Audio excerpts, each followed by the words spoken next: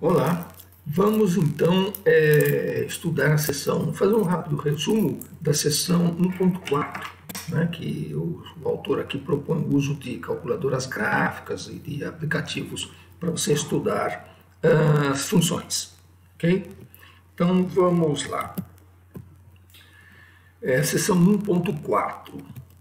Eu recomendo que vocês instalem um software gratuito chamado GeoGebra.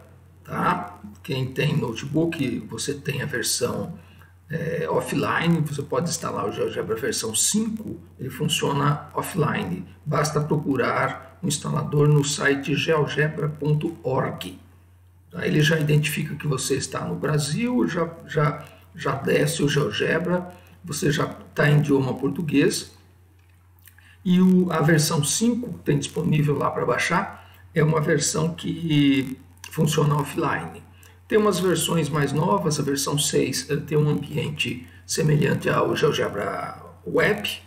Também tem o GeoGebra Web, mas você precisa da internet funcionando para... Né?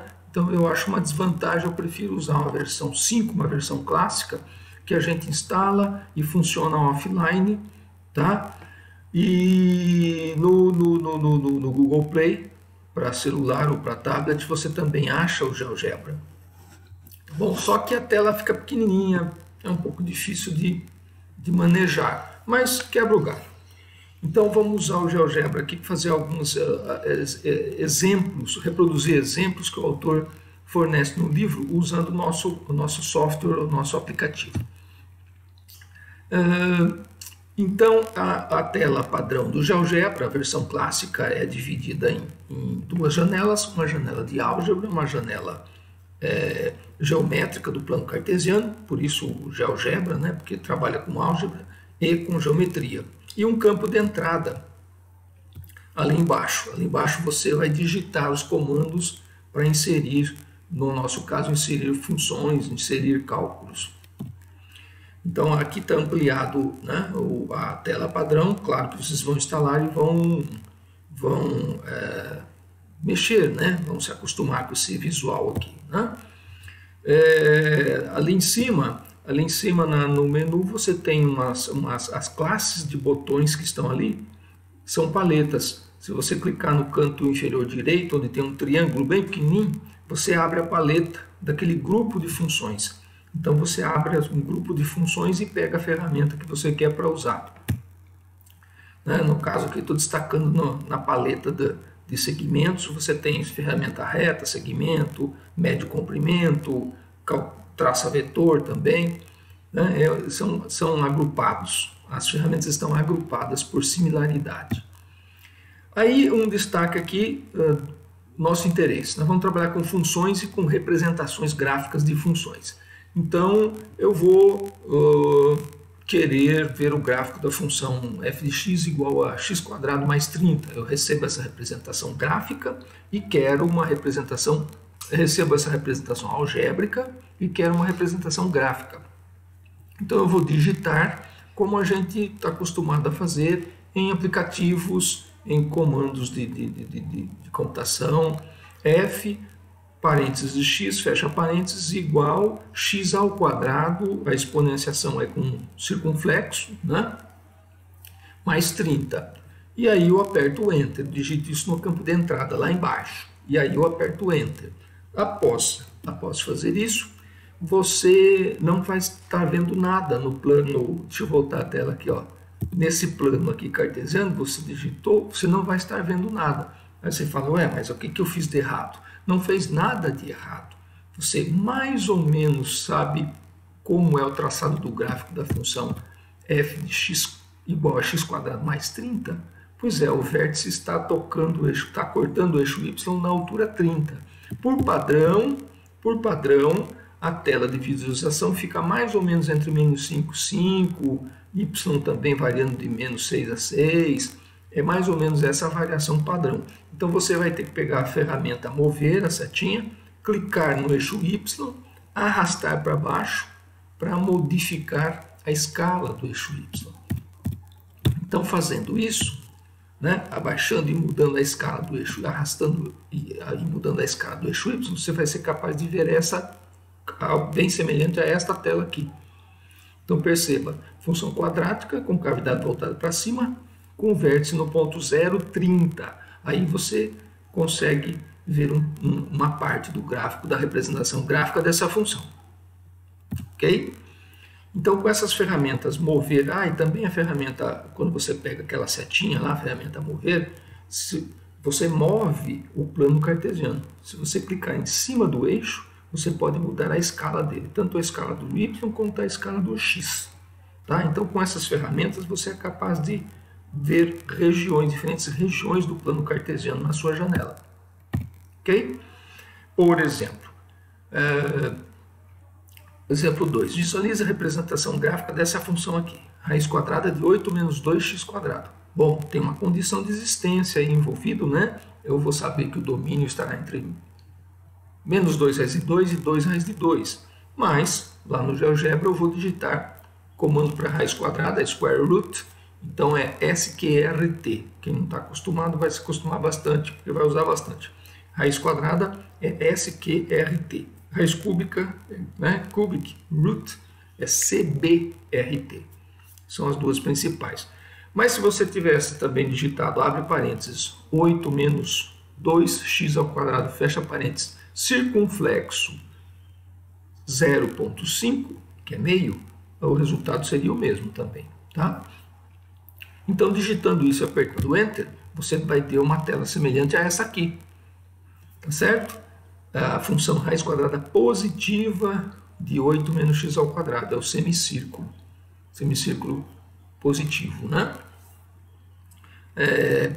Essa aqui, por padrão, na tela padrão, você consegue ver porque está um domínio pequeno, diferente do x² mais 30 que você precisa mexer. Agora, se você mexeu na escala do eixo e digitou, sem abrir um arquivo novo, digitou a definição desta função, aí a sua semicircunferência não vai ficar simétrica, redondinha, né? Ela vai ficar super achatada. Você vai ter que reconstruir de novo a escala 1 para 1 no eixo para você ver ela como metade de uma circunferência. Se a escala não tiver 1 para 1, evidente que o traçado não vai ser esse. Então você deve tomar cuidado na hora de usar aplicativos e usar softwares para ver gráficos de funções. Um exemplo 3 que você pode fazer aí é digitar aí, pegar abre um arquivo novo e digita f de x igual a x² menos 150x. Então, se você fizer isso no arquivo novo, escala 1 para 1 e dá o Enter, por padrão, você não vai ver muita coisa. Você vai ver um traço vertical, aí você fica... Parece que essa função é um traço vertical. Não, o gráfico dessa função não pode ser um traço vertical. Você sabe que isso aí não é traço de gráfico de função. Então você vai ter que mexer no eixo. Por que você está vendo esse tipo de visão meio esquisita aqui? Porque a função é uma função cúbica somada com uma função linear com coeficiente 150. Então a variação funcional dela é muito grande. Então você tem que se afastar, você tem que mexer nos eixos e se afastar. Se você se afastar um pouco, se você mexer no zoom aqui e arrastar os eixos, no caso aqui eu mexo bastante no eixo Y, pode ver nessa slide aqui, ó, a escala aqui, ó, à direita do 0 é o primeiro traçadinho que eu tenho, está no número 5, e o primeiro vertical, aqui, a primeira marcação do eixo Y está em 500. Porque essa função, né, tem uma variação muito grande. Então eu precisei abaixar bastante, mexer na escala do y bastante para ver o formato de uma função cúbica. E nesse caso aqui ela tem 3 raízes. Né? Vamos em frente. Um quarto exemplo. Então, se você abrir um arquivo novo, já que a gente está sempre mexendo na escala dos eixos, você abre um arquivo novo e digita f de x igual a seno de 50x. Detalhe que a digitação ainda tem que ser feita com abreviações da língua inglesa. Então é como na calculadora. Você tem que digitar S-I-N, não S-E-N. Tá certo? Tangente você não vai digitar TG, você digita T-A-N, que ele pega a tangente. Né? Então digitando seno de 50 vezes x, fechando parênteses, você vai ver, por padrão, algo assim. Um serrilhado e você, por exemplo, mas é um serrilhado, é um monte de segmentos de... Parece que são um monte de segmentos de retas aí, sobe e desce. Não são segmentos de reta. Cabe a você ter estudado a sessão anterior e ter percebido que do gráfico do seno de x, né, bem suave, ondulado, daquele gráfico lá, o que eu fiz para obter esse aqui? Qual foi a alteração? Uma compressão horizontal de fator 50, ou seja, as raízes da senoide, as raízes da função seno vão ocorrer a intervalos bem menores do que π sobre 2, né? Do que π. Então, se você alterar a escala do eixo x, aí você vai ver aqui nessa outra tela, aí você vê que trata-se de uma senoide mesmo.